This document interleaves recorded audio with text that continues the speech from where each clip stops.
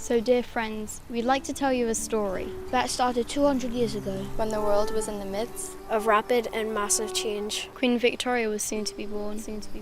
The new invention of canals was already giving way to railways. Now, at the same time, 3,500 miles away, in Iran, a country untouched by the Industrial Revolution, something important happened. In the city of Tehran, a boy was born. Who would change the history of the world. One night, his father had a dream. In this dream, he saw an ocean stretching out in every direction, as far as the eye could see. In the center of the ocean swam his son, strong and peaceful, with his long jet black hair floating on top of the waves. His body seemed to glow with light, attracting fish from every direction. As the fish gathered around him, each clung tightly to one of his hairs. But the fish did not bother the boy. He swam freely wherever he wished, while the fascinated fish swam with him. When his father awoke, he remembered the dream clearly. It seemed strange, yet wonderful, as some dreams do. But what did it mean? He would need to call on a wise man who understood the language of dreams. The ocean was the world, the wise man explained. The fish that gathered around the boy were the peoples of the world. His son would cause great turmoil amongst them, as he offered a new way of life, one of peace, hope, and unity. No one could stop him or stand in his way. No one will resist his march. No one will hinder his progress. Around him will they gather, and to him will they cling. Who was this child? Bahá'u'lláh, the divine physician.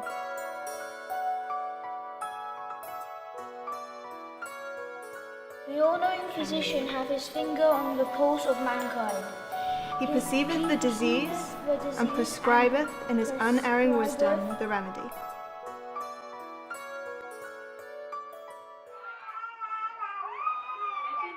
When famine hits, the smallest suffer. The following report contains some in a hospital disturbing ward in the images. capital city, children are severely malnourished. I will say to you that initially we're going to have The all-knowing physician hath his finger on the pulse of mankind.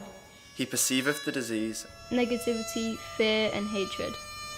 And anger, of course. Racism. They think more about their bodies than their minds. I think a big one is the media, the way that the world portrays something. Like mankind is tearing itself apart. The all-known physician has his finger on the pulse of mankind. He perceiveth the disease and prescribeth in his unerring wisdom the remedy.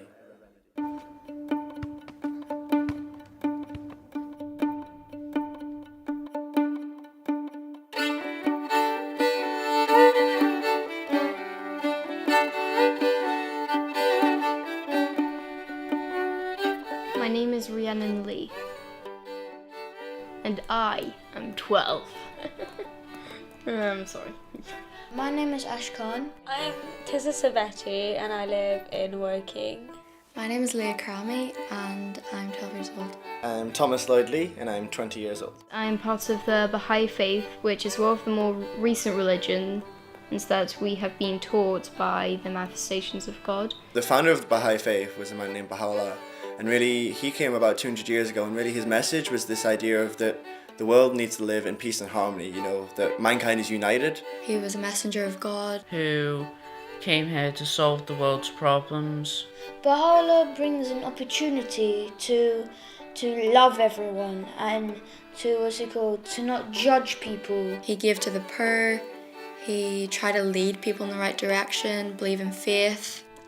Baha'u'llah is very important to me because ever since I was a young child, he was like my icon. He was my idol. The reason I like Baha'u'llah's writing is because it literally opened your mind. So let's say if you can't think one day and you're stressing out, like you have a test tomorrow, it literally opens your mind and makes you go out of your comfort zone and think beyond.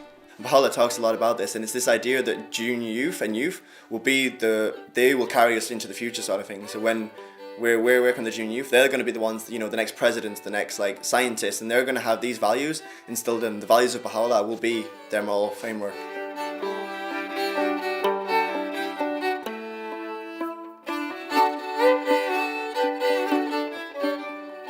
My junior youth group, we're in Camberley, Deep Cut, and we all gather together every Sunday.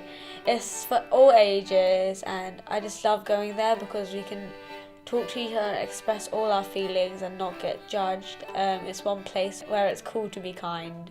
I found out about the junior youth group by some people coming to our house and saying that a group will start. It gives younger people a say in what's happening because as we grow older, we'll be learning how to deal with this stuff and support each other. And by learning it now, we have a few ideas of how to contribute to our country and our communities. It offers many activities and I'm able to be creative and express my opinions without being judged. Like if we had people from the different religions in the JY classes, we can talk about our religion and see the links between them. So my dad is from Afghanistan, he's Muslim, and my mum is Chinese. She says she's Buddhist. I am Christian. I'm a Catholic. I'm a Christian. The special thing about going to junior youth is probably the friendship where I can't really get anywhere else, you know what I mean?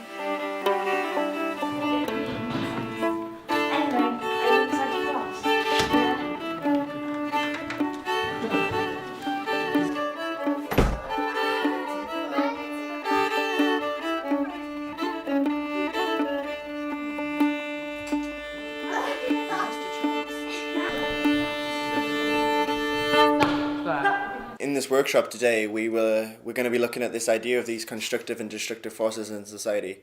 And as I said earlier, these are so important because until we see them, we can't solve them, sort of thing. So in this workshop, I'm hoping that the junior youth group they'll be aware of these, and we'll talk about them. So I'm not going to give them to them. I'm hoping that they'll be able to work them out for themselves and see the forces already, and so that we can, start to combat them. See that how we can prevent ourselves from joining these destructive forces and instead being a part of this constructive forces.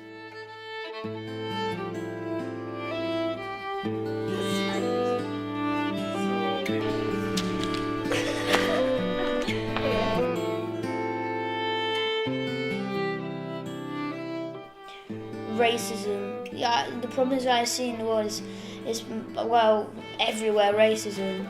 People would just use my race, my culture as an excuse to just bully me. They call me so many names like chink and call me Paki. And some people just can't open their mind to it. They won't let themselves get to learn about that certain religion or culture. Yeah, people that bullied me because I'm a Catholic and they're Protestants, they're going to be like, oh, I'm going to burn your house, I'm going to throw rocks on your windows and everything like that.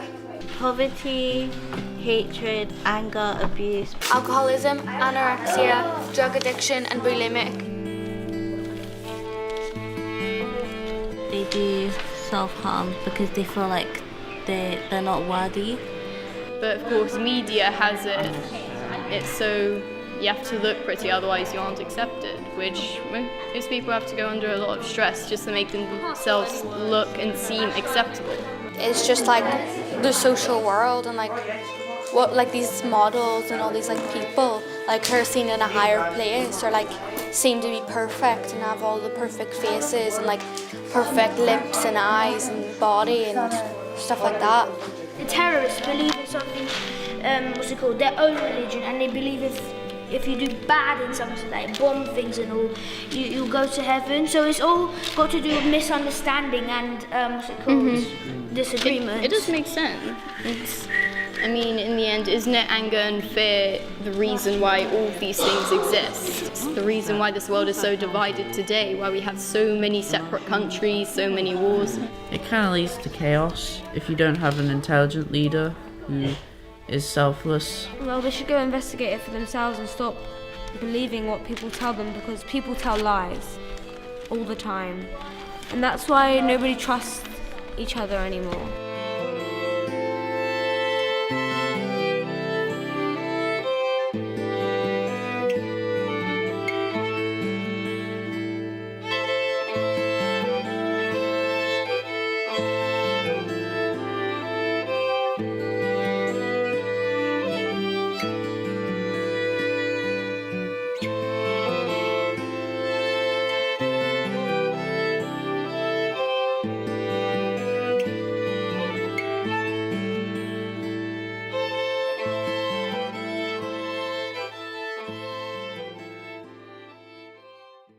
I wonder if you knew that not so long ago, before the First and the Second World War, our world leaders were offered a remedy for the social sicknesses that afflicted their people. Baha'u'llah's world-changing teachings greatly challenged authority. In 1867, whilst a prisoner of the Ottoman Empire, Baha'u'llah wrote a series of letters to the world leaders of his time, addressing, among others, Emperor Napoleon III of France, Tsar Alexander II of Russia, Persian ruler Nasruddin Shah, and Queen Victoria. In these letters, Baha'u'llah spoke of the dawn of a new age. But first, he warned, there would be catastrophic upheavals in the world's political and social order. To pave the way, he urged the world's leaders to pursue justice, end slavery and oppression, lay down their weapons and come together to establish a long-lasting peace. However, these rulers mostly ignored Baha'u'llah's letters. The king of Persia, Nasruddin Shah, was so insulted by receiving this letter that he ordered the young messenger to be killed. A 17-year-old boy who had travelled a long way in dangerous circumstances to deliver it.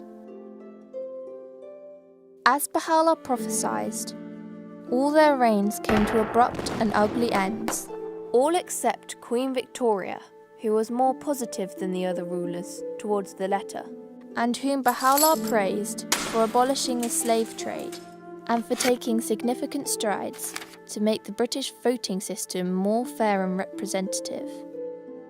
Many years later, in 1926, one of Queen Victoria's granddaughters, Queen Marie of Romania, actually accepted Baha'u'llah's teachings and became the first member of a royal family to become a Baha'i. Queen Marie wrote these words in an open letter. The Baha'i teaching brings peace and understanding. It's like a wide embrace, gathering together all those who have long searched for words of hope. It accepts great prophets gone before.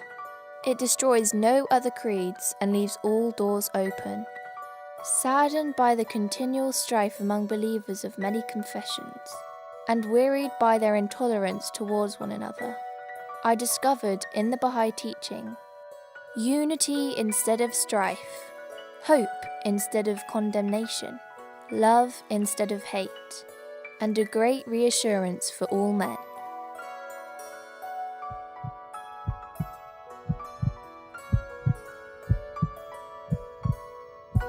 The all-knowing physician hath his finger on the pulse of mankind. He perceiveth the disease, and prescribeth in his unerring wisdom the remedy.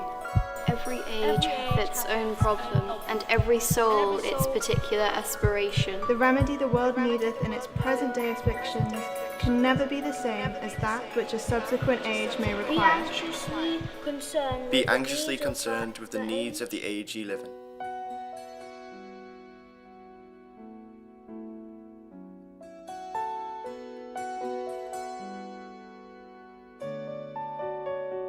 God sent down Abraham, Krishna, Moses, Zoroaster, Buddha, Jesus, Muhammad, Bab, and Baha'u'llah. We should all work together, whether we're Catholic, not Catholic, so a theist or an atheist, doesn't matter. We should all just work together to better the one thing that we share, which is being here on earth at the same time.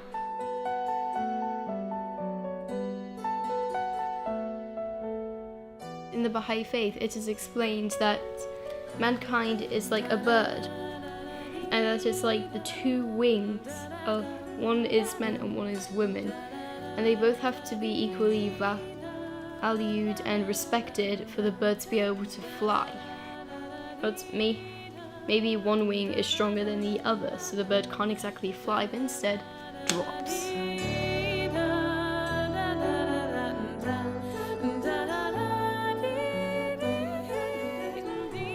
When I look at the community, I think that we could be much better off if we were all together and united. Most important is to gain trust with like the community or people around you, so that way they know they can rely on you if things get rough.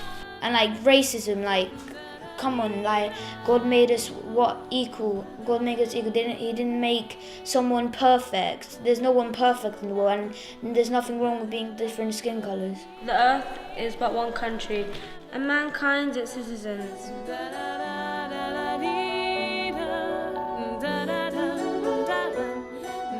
I see beauty, I see hope, I see faith, and I see a solution to the darkness. And there's always going to be weaknesses in the darkness, like the grey and the brown. It's a little bit less dark than the black, so there's always some light in the darkness. If you look really hard, you can see it.